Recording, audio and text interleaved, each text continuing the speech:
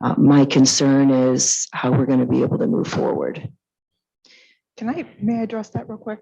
So Nancy, I haven't had a chance to share this with you, but yesterday I did do some research on, as Jennifer said, there's honestly, there's a number of other departments that had some projects that they were in the middle of. And so in the short term, because even if we started the hiring process immediately, it's going to be, probably 2 months before we could have somebody on staff. So in the short term, what I've done is I've reached out to a company that can offer consulting services at an hourly rate just to get us past those things that the one person left in the office, is not able to do. And I don't necessarily mean from a capability standpoint, but because there's only so many hours in the day. So I don't have a plan formulated yet that I'm ready to present to you, but I have done that research and I'm going to be making that recommendation soon as I get to vet that a little bit more, Nancy. I do understand Nancy's concern. There's the 911 department also has a major project underway. And so you can trust that we're going to do what we can to get everybody through their projects until we can get somebody hired. Okay, thank you, Wendy. Is that something we want to move forward with? Do we think that contracting that might be a better option based off the salary of the person, health insurance? Certainly for the short term, I don't see that being a long-term thing. The only reason I'm not asking you to move forward with that is I literally got a copy of the contract yesterday. I haven't had a chance to read through it, and certainly neither has Charlie or the state's attorney's office, so I need a little bit more time. But we will be coming back perhaps later this week, maybe even to finance, and once we've had a chance to look at it. And I also have not had a chance to talk to Jennifer. This was just some preliminary research I did yesterday. So Fantastic, thank you. Thank you, Wendy. And one more thing, I'm just throwing this out here and we'll bring it up next month also, but November 23rd is going to be the last day for the county to do the claims for the 2021 fiscal year. So it'll be November 23rd. And again, I'll bring that up next month. And do you want me to talk about my election equipment now, Chris, or later on in the agenda? Let's talk about it later on. And that's all I have.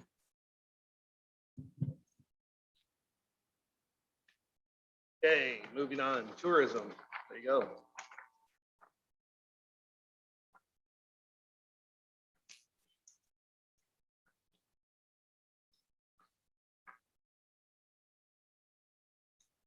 Lee County Tourism, $9,250.53. And City of Dixon, $9,250.53. For a grand total of $18,501.06. And the treasurer, that'll work. And the treasurer's department. There's nothing over 2,500. What's the grand total? Grand total of $1,021.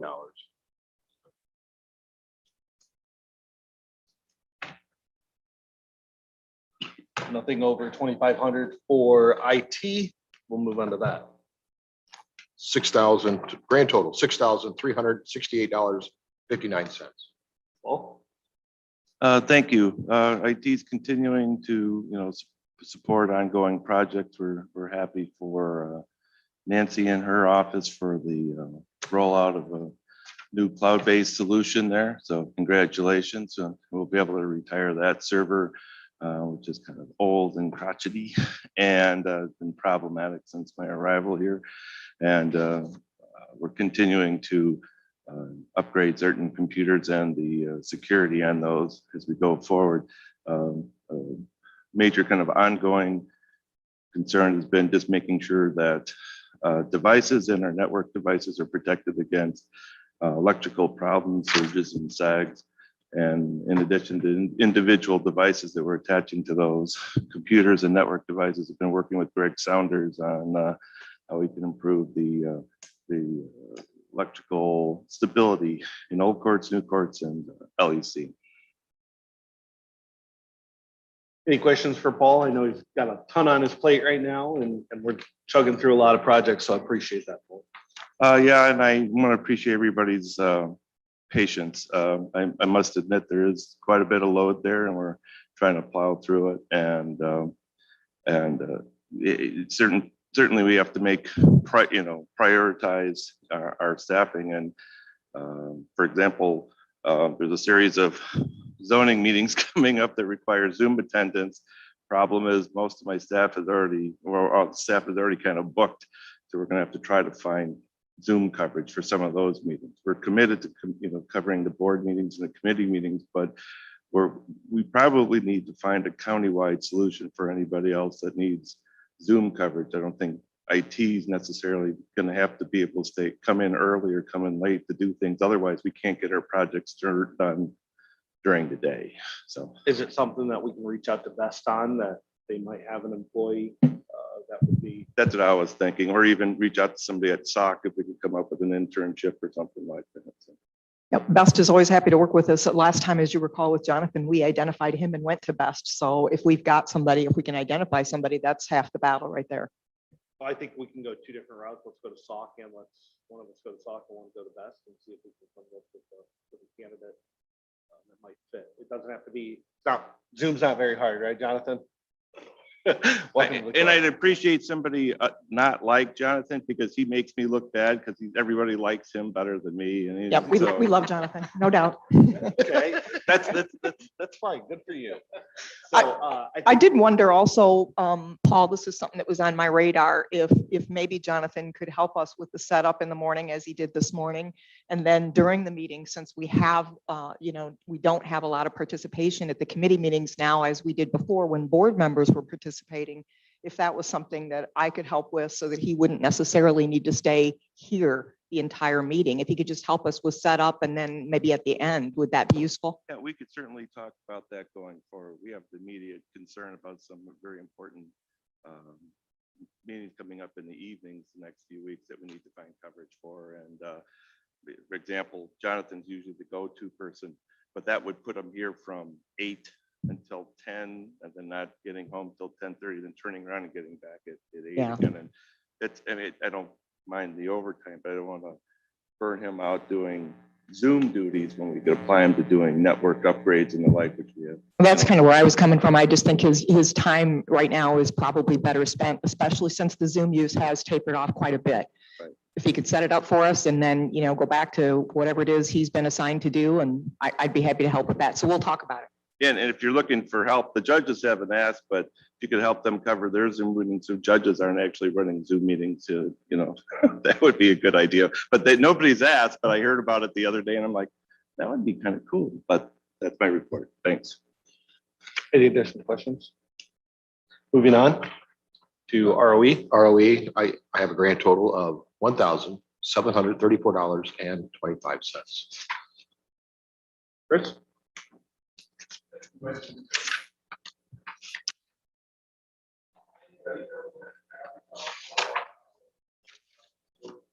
I'm not sure it is working. Grab Jim.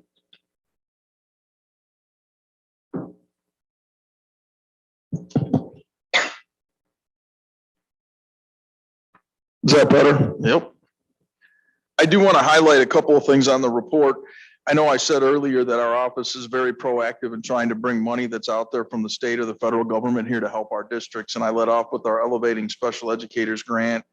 There's going to be 5 offices, regional offices throughout the state of Illinois that are going to service this grant. And we're one of them for the Northwest area, kind of North Central area. And the goal of this grant, it's going to be $2 million a year spread out of the 5 offices, is to establish a state-supported mechanism of school personnel support that will increase the capacity of school systems to recruit and retain highly qualified and equipped special educators. It used to be solely providing support to them, but we are so shorthanded now, many of our school districts, in trying to find special ed teachers, that we're going to work with trying to build that pipeline and do those things. You can look down on the first page. There's our 4 objectives of the grant that we're going to work with. Enhance the effectiveness of staff who support students with disabilities through research-based professional development, deliver mentoring to increase the retention of early career special education teachers, and professional learning to support pipeline and recruitment efforts to address the Illinois special education teacher shortage, increase the engagement of families as partners in the educational process and decision-making, and deliver professional learning and technical assistance to build seamless and sustainable delivery systems for specialized populations of learners. And I did want to mention that the 2 people that we hired to help with this big work are going to be housed out of our office. One is Shauna Dingus. She's going to be the program advisor for the network. And then Kelly Markham has also been hired as the regional specialist for the network. And we have a pretty big area that goes all the way from Rockford down to Peoria. So those ladies are going to be pretty busy. And we also have our current staff. We have Angie Garza, Krista Peterson, Gail Wright, and Diana Meridian that will also be helping out with some of the aspects of this grant. I've gotten asked a lot since the pandemic started as to, districts that don't obey rules and how does that work and how do they lose their recognition? Well, outside of a normal pandemic, that is our job. Once every 4 years, we have to meet with districts and they're on a rotation and we have to ensure that they're meeting all education law and school code. And we do that by meeting with them and they upload evidence of what they're doing into the state system. So that's just a little blurb to let you know we'll be getting going on that. We have 6 districts that we'll be working with this year and looking forward to that process and making sure that they get everything in the system that they need to keep their recognition. Very busy professional development month. We had 221 people. We did have our first superintendents meeting for the 3 counties. SAC was willing to host us. It was nice to see everyone in person. And we did have a presentation by Meridian Superintendent PJ Kaposi, did a session on superintendent self-care and burnout. And then I had Tim Zollinger come in and give an update on all the new laws that apply to education. So we're up on them. And then we highlighted the grant that I just spoke about. We've also been very busy at our alternative school. I kind of anticipated with the principal that we'd be busy this year and we're averaging almost 5 referrals a week. So we still have some room, but we've been doing a lot of meetings with districts and students and parents and accepting them into their program and getting busier and busier. And I've been excited to see how that's going. And we did our first student of the month, which is a big deal because a lot of these students have never been recognized for anything. And there's just a little story in there that one of the young women that was nominated to be student of the month went into the counselor's office and was very upset and expressed that she didn't feel she deserved the nomination because she's never won anything. And the teacher and counselor explained to her again why she was nominated. And she just literally sat there and started crying because she's never been recognized for anything or told that she's done good at anything. So it's pretty cool. I get over there as much as I can. And that kind of reignites my passion from all the years I was a building principal. There's an update about Nexus that we've been rolling with. Again, I know I've talked to you probably you're all aware of the program and have helped fund the program, but we've already had 135 face-to-face home visits, calls and texts with families. And we're really getting busy with that. And that's exciting because we're able to do some things and provide some support. There's an update on our IRIS network that went live and all the schools and agencies that are involved in that. And again, that's a data system where these agencies will have access, schools will have access. And when parents and students are in that system and they have appointments or need to get appointments to these other agencies, they get scheduled through the system. And then we can follow up. Our Nexus staff follows up, the schools follow up, the agencies follow up to see if the parents and family members met their appointment. If they got there, they got taken care of. If not, we can find out why, what the situation was. And maybe if they need help getting to their next one, we can do that. Update on parents and teachers is in there, and our education outreach program is rocking and rolling and still working with a number of people to get their GED or their high school equivalency certificate and get on to what they want to do next. And then I'm very excited our truancy program, for whatever reason, the state's been really behind on grants this year. And our truancy department was up for their grant. Every 3 years, we have to resubmit to get funded for those 3 years. A couple of the offices last year did not get funding, so we were a little nervous, but we have a great department that's been busier than they've ever been, and we put together a good grant, and we did get funded again, so we're excited about that. So any questions about the report? Nope. Chris, I do want to talk to you afterwards. I do have some stuff on a personal note that we need to talk about, so I might ask some kids for a couple programs. Am I in trouble or no? No, you're not. Okay. No, I think you've got some great programs here that we need to highlight more in the community that can help some underprivileged kids. So, you have anything? Okay. No. We have not. Nope. So, Jack pointed that out. Anybody got any problems? Approval of the minutes from the previous meeting? Any changes or corrections? Hearing none, they stand as read, as printed. Where are we at? There you go.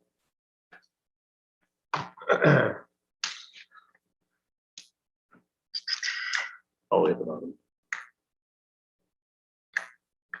Okay, Lee County veteran? Yeah, veterans. Yeah, veterans. Grand total, $1,708.03. And last but not least, county board.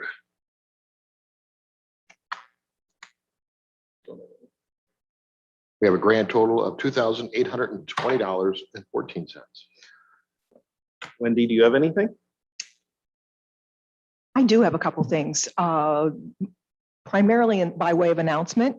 Paula didn't allude to it, but the budget will be coming through this month to lay over until next month. So finance will be hearing that, and you'll see it at the full board meeting. The levy request similarly will also be brought forward this month and laid over. We can go into further details about that here, or you can wait and hear all about it at the full county board meeting. The other thing I wanted to tell you that will be moving through is if you recall, the CPACE or PACE program that was approved by the board a couple months ago. That is the financing mechanism, whereas an individual could, if it were for an energy type project, they could get some financing. That financing would be in the form of a note, and that note would get paid back by the collection on the real estate tax bill and then distribution to the holder of the note. The legal documents for that I've just gotten, and in fact, I was just sitting here reviewing. That's going to be looking to move forward this month as well. Or let me rephrase that. It's an ordinance, so it's going to lay over this month until next month as well. So don't be surprised if you see a great big packet of stuff attached to your board packet this month regarding CPACE. Last but not least, I was really excited to hear last month that this particular committee is excited to go all digital because we've done some research along with Jack and Marilyn Shippert. We've done quite a little research on a board organizational software. We've looked at a couple different examples, and we are going to be presenting to finance this week, a proposal to be able to purchase that board organizational software. To be honest, Paul and I had a meeting last Friday that we ended up not being able to get together on. So I've got some pieces to put together on that, but we are hoping in the next few months to move forward with that. Along with the organizational software is the concept that you all will have a tablet or a Kindle or a something. And from now on going forward, instead of all the papers you have in front of you, you will end up, sorry about that, you will have everything you need accessible on that Kindle or laptop or tablet, whatever it is. It's a cloud-based system, so you'll be able to get to it from your desktop at home, as well as sitting here in this boardroom. You'll have the ability to look at minutes from prior months. Those will all be collected in there. It is integrated with Zoom, which we're really excited about. So we can still have our Zoom meeting just as we are now, and board members will be able to participate if allowed under the board rules we're going to be talking about. If allowed to participate remotely following our board rules and the Open Meetings Act, it's possible that you could actually be participating remotely using that tool, whatever it may be. There has been some discussion about purchasing the additional module, which would allow all of you to vote using that tablet.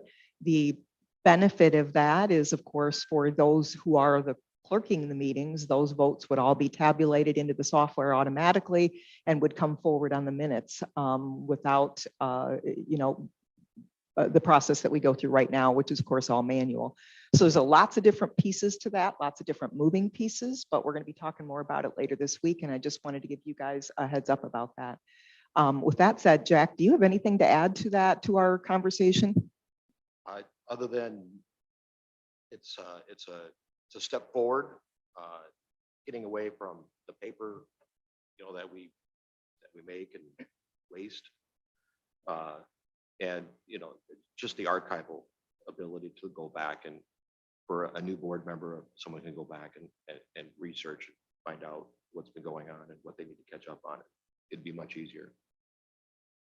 One more last thought on that. I did not emphasize the administration, the behind the scenes process of building in the software program, building agendas, which will then translate over to the framework of a minutes document. So it will, for our clerks, I think, provide a lot of benefit in terms of building the minutes, because anything coming forward from agendas will automatically import into the minutes document. And as I said earlier, if you choose to purchase the voting component or module, then also that stuff could move forward. So anyway, just wanted to give you that heads up. Paul. Thank you. I'm aware of some of the questions that you still have and apologize for having to reschedule that meeting, but we've had previous discussions on this topic, and I would encourage, even without having spoken with you on Friday, the voting module, and then any hardware that was required, we could standardize on a piece just to make it easier for my team to support you all. Okay. Yeah, Paul, and we're gonna look at you guys. We kind of have a budget in mind of where we want to go and what the capability of the project needs to be.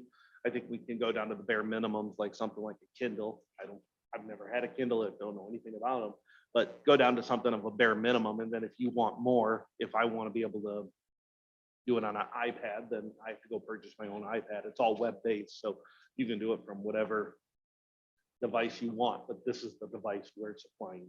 Well, since this is a public meeting, I don't want to make my personal opinion of Kindles public, but I would not recommend a Kindle. So That's fine. You get to work with Wendy and on I think you did just make your personal opinion known. Which is Well, okay. no, I'm pretty vehement against that type of, they're low cost for a reason, because they're lower end.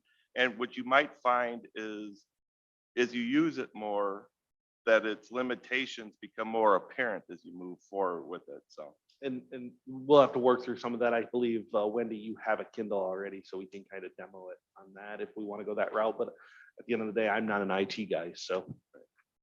So a real quick shout out to the department heads.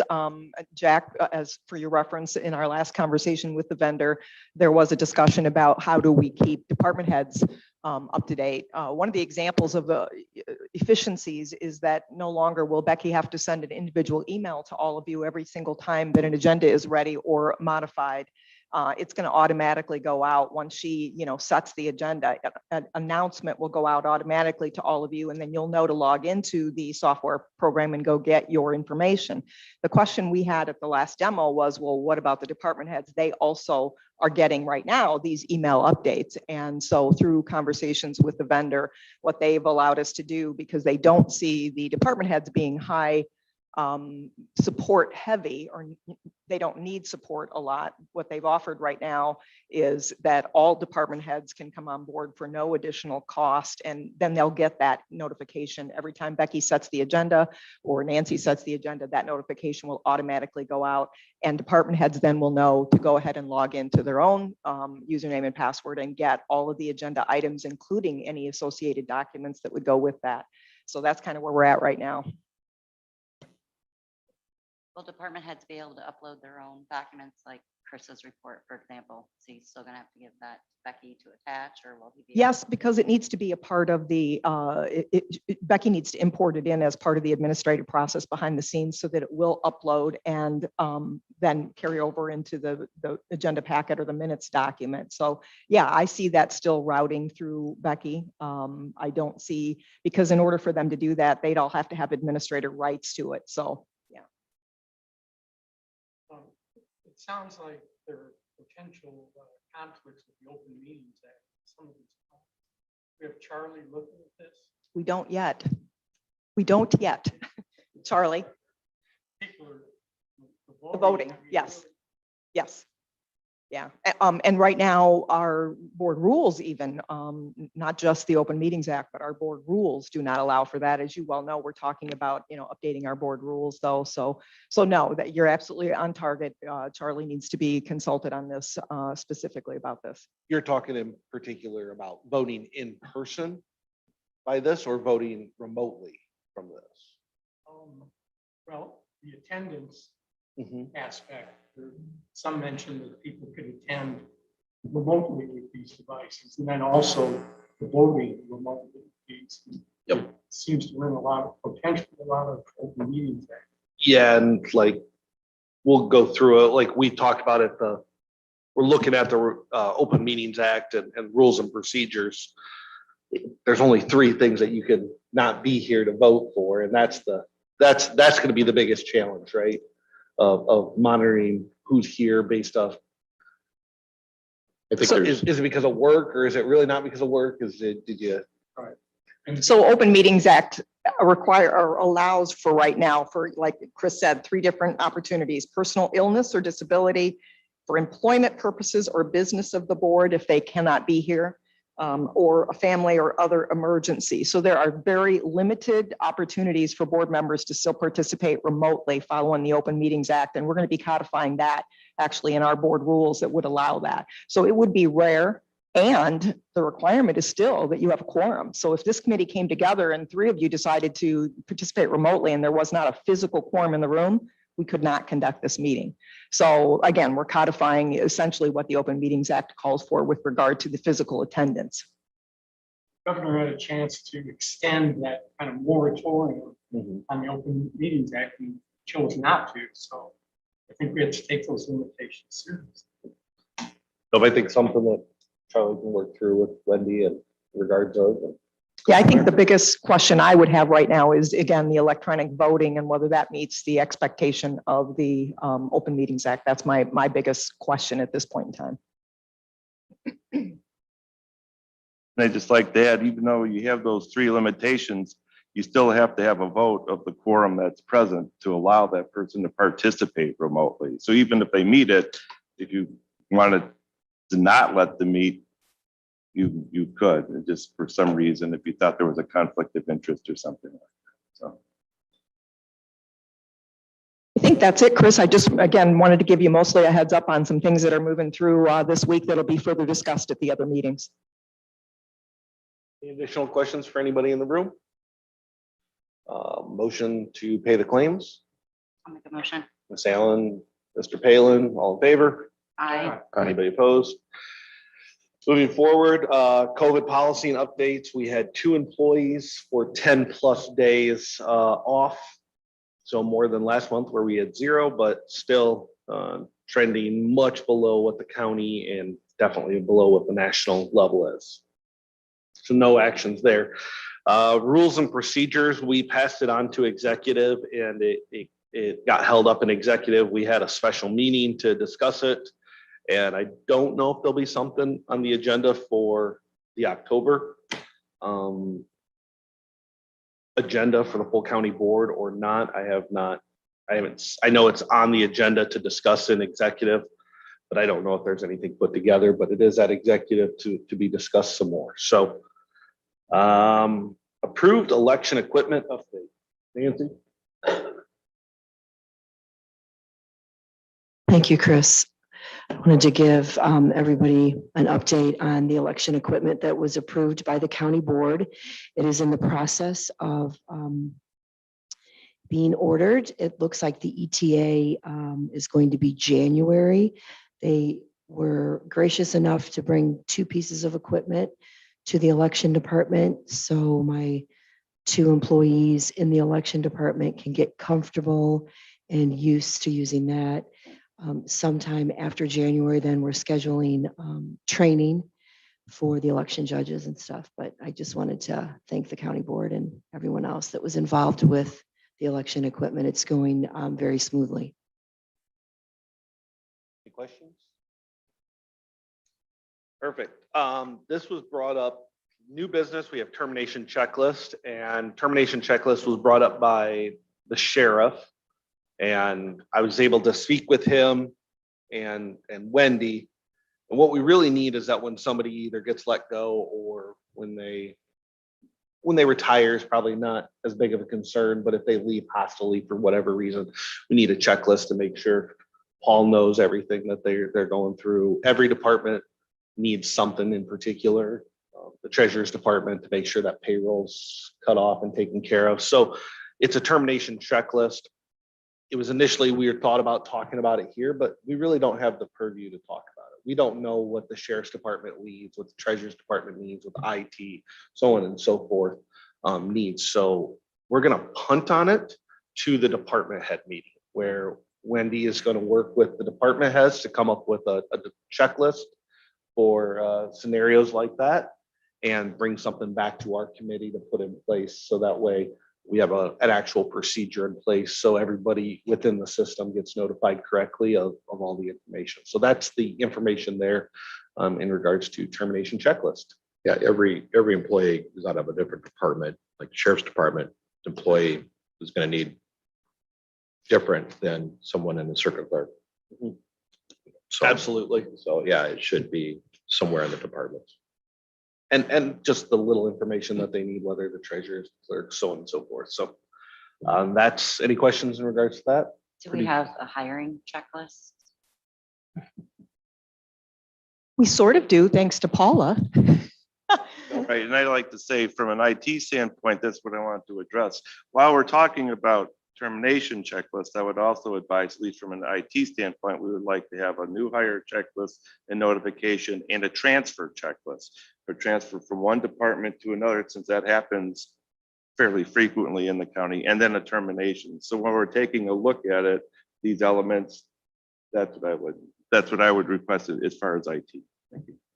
Oh, and I So- believe all those can be handled by the department head meeting, because you guys are gonna know best what. Yeah, and probably what needs to happen is I just put together like a framework or a draft and then throw it out there for discussion so that everybody can remind me of all the things I don't know. Paula put together something from the payroll perspective, at least, that when you come in, these are the items that you need to walk through to get somebody on board. You might call it an onboard checklist. So I've got a basic framework from what she put together. So that's on my tickler list of things to do. Okay. IT and others, yeah. To the point, we need to get better at sharing documents within departments and having a go-to spot for it. And I think we're trying to do better with that. I know we're just trying to get better at it. That's all we can do. And can I say on that same note too, it's very important that we know in my department if they're terminated for insurance. That's huge. You're on the list, Nancy. And it's a good list. Perfect. No executive session? Motion to adjourn? I'll second. Wow, you guys couldn't get any faster at that. Meeting adjourned.